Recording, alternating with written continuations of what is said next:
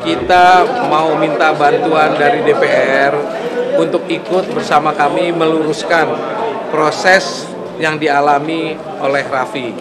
Kami menilai proses hukum yang dialami oleh Raffi itu banyak melanggar undang-undang.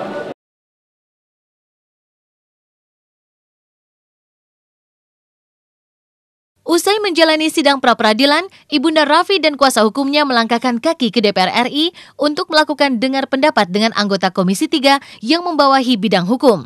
Dalam dengar pendapat itu pun, Hotma Sitompul dan Ibunda Raffi kembali melontarkan segala kegundahan mereka atas penangkapan, penahanan, dan pemindahan Raffi Ahmad ke Pusat Rehabilitasi di Lido, Sukabumi, Jawa Barat. Maka seperti inilah ketika Hotma dan Ami Kanita mengungkapkan sepenggal keresahan mereka atas apa yang kini dialami Raffi. Pada waktu itu BNN sendiri tidak tahu bahwa zat itu, pil itu adalah turunan dari katinol menjadi metilon. Belum ada yang tahu. Setelah ditangkap, dibawa, diperiksa, ternyata itu mengandung zat yang berhubungan dengan narkoba. Kayaknya anak bangsa yang ingin dihancurkan, yang dia lagi bekerja. Kenapa anak seperti ini yang pekerja seni, yang bisa menghibur masyarakat, yang betul-betul menghibur masyarakat anak bangsa, kenapa? Usai melaksanakan dengar pendapat dengan pihak Raffi Ahmad, rencananya Komisi 3 juga akan melakukan hal serupa dengan Badan Narkotika Nasional. Tapi hal itu tentu tidak bisa dilakukan dalam waktu dekat. Setidaknya anggota Komisi 3 harus menunggu proses pra-peradilan selesai digelar. Dan setelah pemanggilan BNN, maka kedua belah pihak ini rencananya akan dipertemukan. Bukan dikonfirmasikan, diuji, dan kami juga tentu punya cara juga untuk mencari tahu kebenarannya kan. Intinya bahwa semua warga negara itu mendapat perlindungan hukum yang sama. Yang salah diproses, tapi kalau orang tidak salah jangan dikriminalkan kan ini. Pasti kami akan undang, karena itu mitra kami. Tinggal, kan dia lagi pra-peradilan. Pra-peradilan itu kami mesti selesai, karena sesuatu yang lagi di ranah hukum, walaupun itu mitra kami nggak boleh intervensi. Ya, tunggu dulu, biasa pra-peradilan sidangnya tiap hari, jadi seminggu selesai, baru nanti kami undang. Versi BNN bagaimana sebenarnya. Dengar pendapat di DPR RI kemarin itu menjadi salah satu upaya yang dilakukan keluarga dan kuasa hukum Raffi untuk meluruskan perkara yang mereka anggap menyimpang dari undang-undang yang berlaku di negeri ini.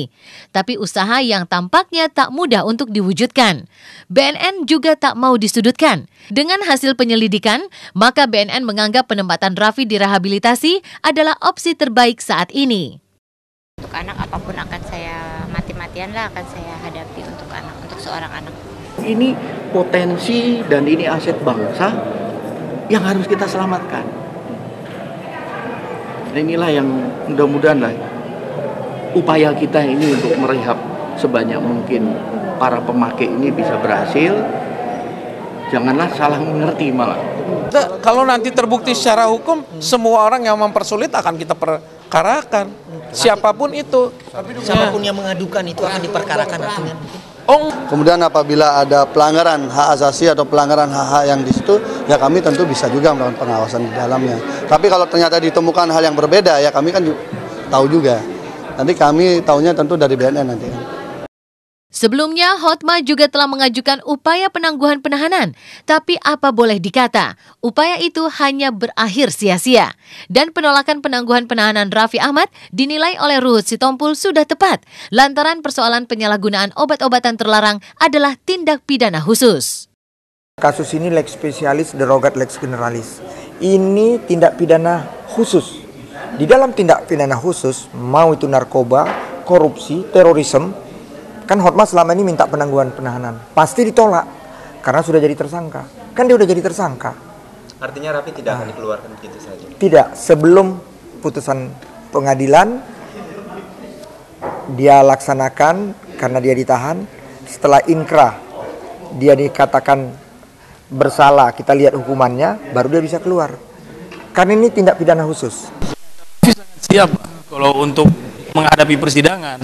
Kalau menghadapi fans ya itu kan risiko dia sebagai public figure kan. Siapapun yang datang mendukung akan diberi apresiasi.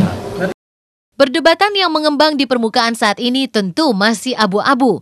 Masih ada proses persidangan yang akan menentukan nasib pesohor satu ini dengan pilihan dibui atau direhabilitasi.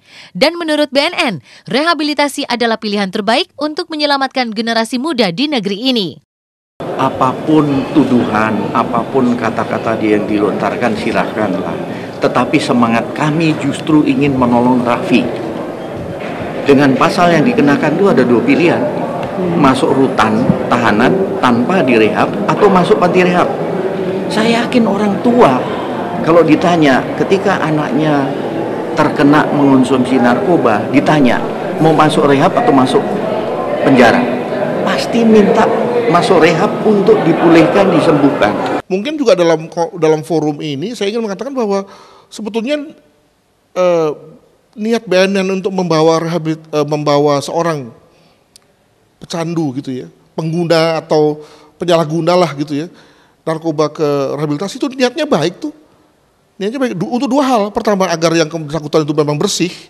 Jadi kalau memang pada konteks Raffi, dia lepas dari konteks recreational usernya dan menjadi orang yang detox. Dan kedua, akan bermanfaat bagi kasus hukumnya. Dia akan mendapatkan keringanan. Terlepas dari masalah hukum, Raffi Ahmad juga menjadi pusat pemberitaan terkait kisah asmaranya. Kemana sesungguhnya sosok Wanda Hamidah? Lalu bagaimana pula dengan transkrip wawancara antara seorang perempuan berinisial Y dengan polisi berinisial T?